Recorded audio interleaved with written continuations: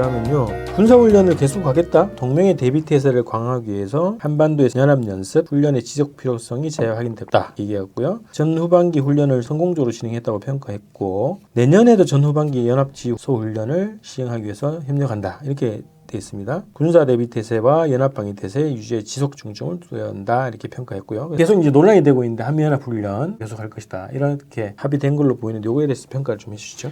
연합훈련 문제에는 이제 두 가지가 걸려 있어요. 하나는 이제 본연의 목적이죠. 훈련을 해야지 그 군대가 제대로 임무를 수행할 수 있으니까. 그런 원칙적인 그런 것이 있는데 이것을 뒷받침한다고 할까? 북한의 핵 무력 증강, 핵 무력 고도화, 그다음에 여러 가지 종류의 미사일 시험 이런 것들이 있기 때문에 대비태세를 강화해야 될 필요성이 생기지 않겠습니까? 그건 우리 충분히 상식적으로 이해할 만한 것입니다. 문제는 핵무력 강화라든지 이 미사일 시험 같은 것들이 과연 한국을 침략하려고 하는 것인가? 직접적인 위협인가? 아니면은 자기네들 나름의 어떤 안보의 필요성에 따라서 하고 있는 것이 아닌가. 그러니까 위협이라는 건 상대적이잖아요. 네. 북한은 위협을 느낄 거 아니에요. 그 위협에 대한 대응인가. 그러다 보니까 우리는 북한에 대응하고 북한은 우리라고 하면 한미동맹에 대응하고 그래서 이게 상승되는 거예요. 그러다 보니까 결국은 군사 대비태세 강화가 자기 자체의 논리에 의해서 점점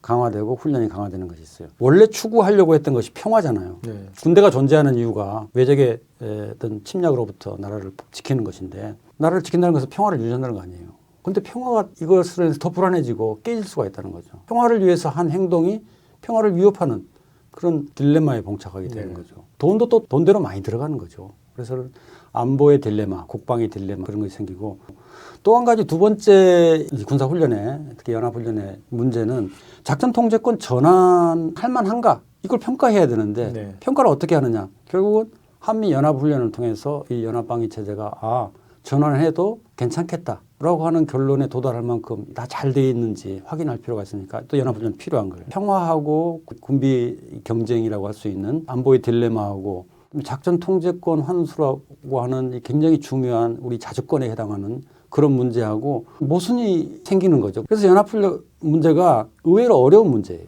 그럼 구조적으로 잘 풀릴 수가 없게 돼 있어요. 콜럼버스 달걀과 같은 혁신적인 기발한 조치가 아니면 이게 풀리기 어려운 문제가 돼 있습니다. 이론적으로 논리적으로도 설명하기 어렵고 해설하기 어렵다 이렇게 볼 수 있는 거죠. 훈련을 중단하면 군대가 훈련을 해야지 이런 얘기를 하고 북의 군사력이 높아지는데 우리도 대응을 해야 되지 않겠나? 이런 논리가 들어오고 한반도 평화를 위해서는 군사훈련, 적대훈련은 중지해야지 그것도 반박이 되고 멈추지 않는 상호작용으로 계속 가고 있단 말이죠. 근데 이걸 풀기 위한 뭔가 획기적인 조치가 필요한데 딜레마라고 하는 것이 사실은 두 개의 주장이 따로따로 보면 다 일리가 있는데 두 개를 합쳐놓고 보면 풀고자 하는 문제를 못 푸는 것이 딜레마예요. 연합훈련이 필요하다. 논리가 다 있어요. 한반도 평화라든지 남북관계 발전이라든지 그것한 논리가 있습니다. 이걸 합치면은 두 개 다 안 되는 거예요. 이 연합훈련이 대표적인 것인데 이것을 풀려면 어떻게 되느냐. 제3의 방법을 찾아야 돼요. 각각의 모순되지 않으면서 아니면 모순이 굉장히 작으면서 풀고자 했던 문제를 풀 수 있는 거. 원래 풀고자 했던 문제는 사실은 평화잖아요. 평화. 군사 대비태세라든지 한미동맹이라든지 다른 모든 것들은 그 평화를 달성하기 위한 수단이에요. 그래서 명확하게 목적과 수단을 분명히 해야 돼요. 한미동맹이 목적이 아니죠. 우리는 한반도의 평화가 목적이고 작전 통제권은 수단이에요. 우리 그 목적은 주권 회복입니다. 주권적 차원에서 생각을 해야지 작전 통제권 환수 또 그것을 위한 검증 훈련 마치 대롱으로 한 점만 보듯이 하면은 전체 그림이 파악이 될 수도 없고 문제가 안 풀리는 거죠. 그래서 한 가지 방법은 사례가 있느냐를 한번 봐야 돼요. 사례가 있습니다. 연합훈련을 중지한 적이 있어요. 있죠. 92년 팀 스피리트 훈련을 중지했습니다. 가까이에는 이제 평창 동계 올림픽을 계기로 연합훈련 중단했어요. 중단했다고 해서 군대가 갑자기 약화돼서 연합 대비태세가 무너졌느냐? 그런 거 아니거든요. 주한미군 주둔 문제에 대한 찬반을 다 떠나가지고 군이라고 하는 그 조직 자체의 성격상 진급이라는 시스템으로 봤을 때는 그 평가의 기본 기초가 훈련 횟수 이런 걸로 평가를 한다는 거의 거예요. 절대적입니다. 특히 이제 미국은 아시다시피 전쟁을 안 한 적이 거의 없어요.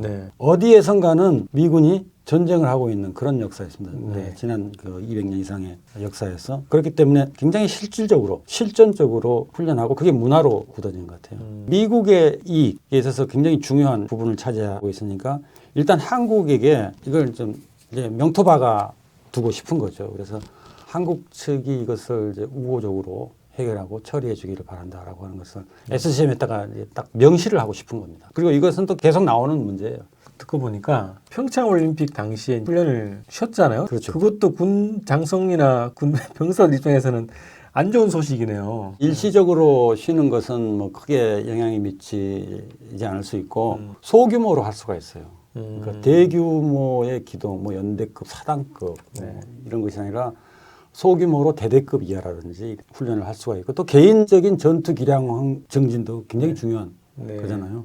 그런 것들이 다 훈련에 들어가는 것이고 또 한 가지는 지휘소 훈련이라고 하는 게 있어요. 네. 그러니까 실제 병력을 기동하지 않고 전쟁 상황 또는 전투 상황을 가정해가지고 지휘관 참모들이 모여서 자 어떻게 할 것이냐 이런 상황이 발생했을 때 누가 어떤 조치를 취할 것이냐 이것도 매우 중요한 훈련입니다. 새롭게 개념이 좀 정리가 됐습니다. 78년도에 창설이 됐는데 대한민국을 방어하는 데 중추적인 역할을 수행해왔다. 이렇게 평가를 하면서 사령부 이전 문제가 또 중요한 과제로 좀 적시가 됐네요. 평택으로 간 줄 알았더니 아직까지 용산에 있는가 봐요. 네, 용산에 일부 남아 있습니다. 상당히 많이 이전을 했는데 네. 사령부 밑에 이제 그 여러 가지 지원 시설 같은 건 내려갔지만 사령부 자체는 남아 있죠. 제가 이제 개인적 경험으로 좀 말씀드리면 한미연합사라고 하면 이제 한국과 미국 군대가 공동의 어떤 사령부를 구성해가지고 운영되는 거다. 이제 이렇게 인식을 보통 하게 되잖아요. 그거를 질의를 했어요. 국방부에다가. 한미연합 사령부니까 공동의 군사기구니까 임명 절차가 있을 것 같다. 그럼 사령관하고 부사령관이 이렇게 있으면 그걸 임명 절차가 어떻게 되냐. 대통령께서 사령관 임명도 승인하고 부사령관 임명도 승인 임명하고 뭐 이런 절차가 있지 않냐 했더니 그런 절차가 없다는 거예요. 국방부 답변이. 그래서 주한미군 측에다 물어봤죠. 그랬더니 그게 왜 없냐고 있지. 근데 한미 합의 의사록에 있는데 그 비공개다. 이렇게 얘기를 하시더라고요. 한미연합 사령부의 그 실질적인 현재적인 지휘라는 개념에 대해서 한미가 동등하게 공동의 사령부를 꾸려서 이렇게 운영되는 것은 아니다라고 저는 그렇게 인식을 했어요. 한미연합사령관과 부사령관을 대통령이 임명하거나 또는 인준을 하느냐 네. 하는데 그건 아니에요. 한국군은 네. 대통령이 연합사 부사령관을 임명합니다. 하성 장군을. 네, 미국 대통령은 네. 연합사 사령관을 이제 임명을 해요. 그러니까 권한이 딱 나눠져 있다는 그렇죠. 거죠. 그 임명된 사람이 여기에 부임한다는 게 한국 대통령이 지금 연합사령관 임명된 사람 싫으니까 다른 사람 임명해달라. 그것은 지금까지 한 번도 없었고 굉장히 어색한 일이죠. 불가능한 건 아닐 수 있죠. 글쎄요. 뭐 그렇게 저는 거의 불가능하다고 보는데. 그래요.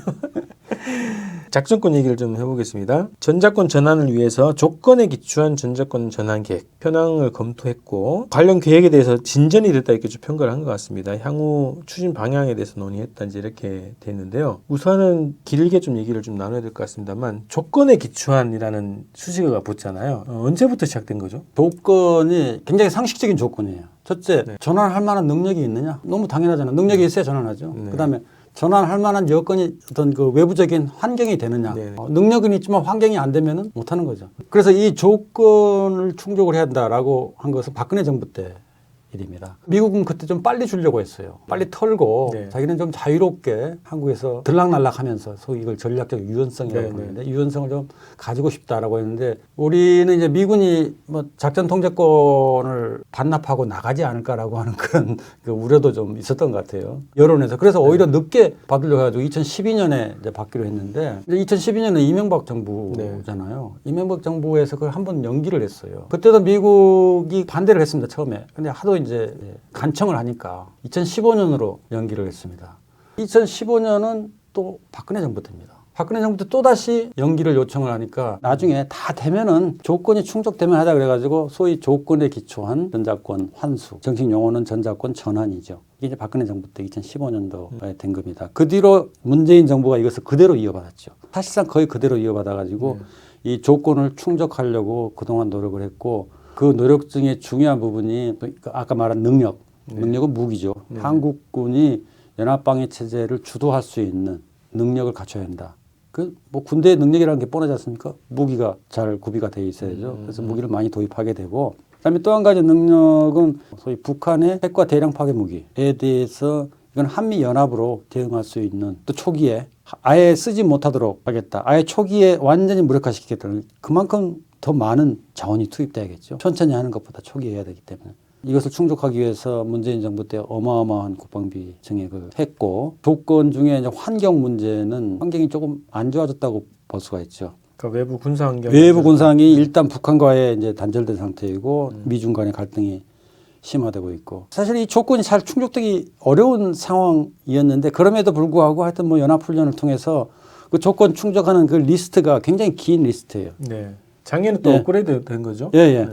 전작권 전환 문제는 실무하시는 분들이 굉장히 섭섭하게 들을지 모르겠는데 처음부터 끝까지 엉터리로 된 거예요. 일단 전환 계획 자체가 전환 계획을 2012년 4월 17일 날 한 거 여기까지는 좋았어요. 그 이후로 미국이 빨리 좀 가져가라고 함에도 불구하고 그 거의 애걸하다시피 해가지고 연기시켰고 나중에는 조건에 의해서 한다고 이런 과정 자체가 주권 국가로서는 굉장히 수치스러운 일이라고 저는 생각합니다. 이 조건을 충족했냐라고 하는 그것을 판단할 수 있는 객관적 근거가 원천적으로 존재하지 않습니다. 네. 뭐 예를 들어서 북한의 핵무기를 초기에 무력화시킨다.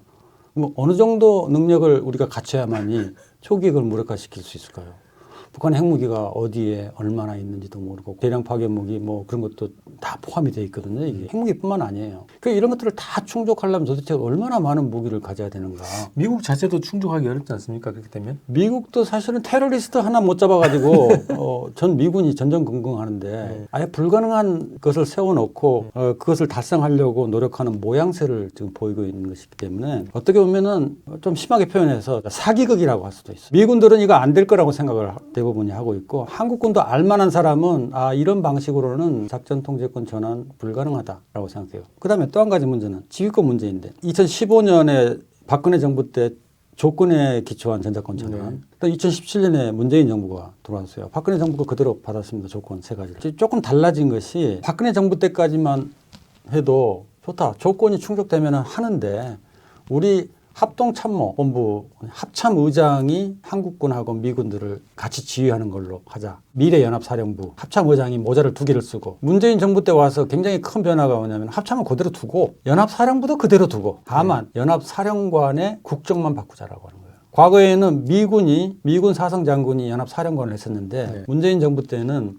한국군의 사성장군이 사령관하고 미군의 사성장군은 연합사 부사령관 하는 거예요. 그 사령관과 부사령관의 국정만 바꾸는 그런 거죠. 네. 그러면 아무 변화도 없는데 왜 한국군이 추가적으로 능력을 증대시켜야 되죠? 지금보다도 아무 변화가 없는데 연합사령관만 능력이 있으면 되잖아요. 그리고 그 참모들만 능력이 있으면 되는 거예요. 그 검증을 하려면은 자 연합사령관이 누구냐 지금 현재 참모들이 지금 현재 누구냐 그 사람들이 과연 연합사령부를 지휘할 수 있느냐를 검증을 해야 되는데 이건 능력 검증한다고 해서 온갖 무기하고 환경 검증한다고 해서 남북 관계부터 해가지고 막 파고드는 거예요. 북한이 미사일 시험을 몇 번을 했느냐, 핵무기가 지금 어느 정도까지 정되느냐 이런 것이 다 들어가기 때문에 리스트가 수백 가지가 되는 거예요. 물어봤어도 저 답변을 시원하게 해주는 사람이 없었어요. 국방부 쪽에다가요? 뭐 여러 군데 실제 실무하는 사람들한테 물어봤죠. 한국군 사성장군이 연합사령관이 됐어요. 그다음에 부사령관은 미군 사성장군이에요. 근데 그 미군 부사령관은 유엔사 사령관이에요. 미국이 따로 사성장군을 당신은 유엔사 사령관입니다 라고 임명하지 않는 한 그렇게 임명할 이유는 0%죠. 네. 왜 여기다 사성장군을 둘씩이나 둡니까? 어차피 겸임하게 됐어요. 그러면 유엔사의 지휘권하고 연합사의 지휘권하고 상충이 됩니다. 상식적으로 누가 더 우위에 있겠습니까? 전쟁 나면은 유엔사가 더 우위에 있게 돼 있어요. 이것은 작전 통제권을 환수라든지 전환을 무효화시키거나 하기 위한 미국의 의도가 정도 있어요. 그다음에 이 사람이 또 하나의 모자는 주한미군 사령관입니다. 주한미군의 중요한 역할은 뭐냐면 전쟁이 일어났을 때에 미군 증원 전력을 제공해야 돼요. 자기 밑에 부하가 미군을 증원하는 것의 총책입니다. 그 총책한테 부탁을 해야 되잖아요. 그러니까 명령을 해야 되는데 네네. 부탁을 해야 되는 그런 상황이에요. 그래서 지휘권 문제가 연합사령관, 한국군 사성장군이 있잖아요. 연합사령관, 그다음에 유엔사령관, 주한미군 사령관 이게 정리가 안 됐어요. 연합사령관 그거 하나만 딱 보고 국적을 바꾼다. 그리고 검증해가지고 예스 노를 누가 결정하느냐. 한미연합으로 한다. 라고 돼 있어요. 그런데? 맞는 말이죠. 그런데 누가 실권을 가지고 있겠습니까? 미군이 가지고 있는 거죠. 네. 검증도 또 단계를 3단계로 나눠놨어요. 초기 운영 능력 2019년에 끝났습니다. 완전 운영 능력 FOC라고 하는 거. 완전 임무 능력이라고 하는 게 있어요. 네. 또 있습니다. 3단계가. 단계를 여러 개 설치해가지고 갈 거냐 말 거냐 하는 것을 결국은 미국이 결정하게 돼 있어요. 마치 불필요하게 신호등을 많이 설치해놔가지고 신호등에 빨간불이 들어오냐 파란불이 들어오냐 하는 그 스위치를 미국이 가지고 있는 거예요. 빨간불일 때는 나가지 못하는 것입니다. 그래서 협의를 해야 돼요. 그러니까 이게 구조적으로 전환이 굉장히 어렵고 시간이 엄청나게 많이 걸리게 돼 있고 법적으로 이런 문제가 있고 그러니까 법과 구조 그다음에 정치적 힘의 관계 이런 것들이 그야말로 처음부터까지 엉터리라고 밖에 말할 수 없는 그게 이 작전 통제권 전환 문제입니다. 일단 너무 복잡하고 네. 그다음에 이게 군사 문제이기 때문에 보기가 싫어요. 이 중요하잖아요. 군사 네. 주권에 관한 네, 것이고 네. 군사 주권은 국가 주권의 핵심이죠. 이게 조금 딜레마입니다. 중요한 문제인데 사람들이 관심이 없어요. 또 모르고. 국회 뭐 국방위원들이 좀 알까요? 알아야 합니다. 뭐 아는지 모르는지는 잘 모르겠지만은 알아야 합니다. 그리고 연합사령관이 한국군 장군이 된다라고 하는 것은 과도한 목표를 네. 달성하게 되는 거예요. 왜냐? 원래 목적이 뭐였습니까? 한국군의 작전 통제권을 받아오겠다는 거예요. 그렇죠. 그래서 처음에는 환수라고 하는 용어를 썼어요. 네. 그랬는데 연합사령부를 그대로 놔두고 이 지휘관인 이 사령관을 한국군이 한다는 것은 한국군 장성이 연합사령관 밑으로 들어오는 미군 부대까지 지휘하게 된다는 거예요. 이건 미군들이 받아들일 수 없는 것입니다. 그런 사례가 없죠. 그런 사례가 없어요. 네. 그 아주 일시적으로 나토군 같은 경우에 있는데 실제 전면전이 일어나면 미군들이 엄청나게 많이 들어오게 지금 계획상이 되어 있는지 그래서 이건 목표 자체가 틀렸어요. 잘못된 거예요. 이런 여러 가지 문제가 정말 한번 이 말은 쓰고 싶지 않은데 엉망진창인 게 지금 작전 통제권 그러니까 이제 문제입니다. 좋게 얘기하면 과대 광고가 됐고 교수님 말씀 대로 뭐 사기네요. 별로 쓰고 싶지 않지만 사기극이 아닌가 하는 생각이 듭니다. 표면상으로 보면은 굉장히 자긍심이 있게 만들어줘요. 아, 우리가 한미연합 부대를 같이 지휘한다. 근데 실질적으로 그게 불가능한 것이 현실이고. 현실은 불가능합니다. 네. 예. 이건 다시 처음부터 시작하지 않으면 해결될 수 없는 문제예요. 그러면서 또 이제 그런 얘기가 있거든요. 지금 이 합의에 대해서 보도를 하면서 중요한 꼭지로 또 보도한 것이 뭐냐면 내년에 드디어 한미연합사 완전 운영 능력 평가를 하기로 했다. 이 굉장히 성과로 지금 보도를 했어요. 야, 드디어 이제 작전권을 돌려받는 그 프로세스가 다시 가동되는구나. 이런 느낌을 준단 말이에요. 그러니까 그거 하려면은 네. 지금까지보다도 훨씬 더 큰 규모로 더 오랜 기간 동안 연합훈련을 해야 됩니다. 실기동 훈련까지 포함하는. 그렇죠. 굉장히 큰 규모의 실기동 훈련을 포함해가지고 오랜 시간 동안 이 체크리스트 하나하나 다 봐야 되잖아요. 네. 그렇게 되면 한반도가 어떻게 되겠습니까? 완전히 뭐 난리가 남북 관계는 네. 끝나는 것이고 오히려 긴장은 더 고조돼가지고 평화가 위태롭게 될 수 있는 그런 가능성이 있는 거예요. FOC 내년까지 착수하기로 했다라고 하는 것을 제가 들었는데 끝날지 안 끝날지는 모르는 것이고 끝난다 할지라도 FMC가 남아있어요. 안전 임무 수행 능력 평가가 남아있어요. 그건 아마 2023년이나 그 이후로 넘어갈 것이고 그 단계에 도달하면은 미군들이 어떤 액션을 취할 거예요. 이건 근본적으로 문제가 있다.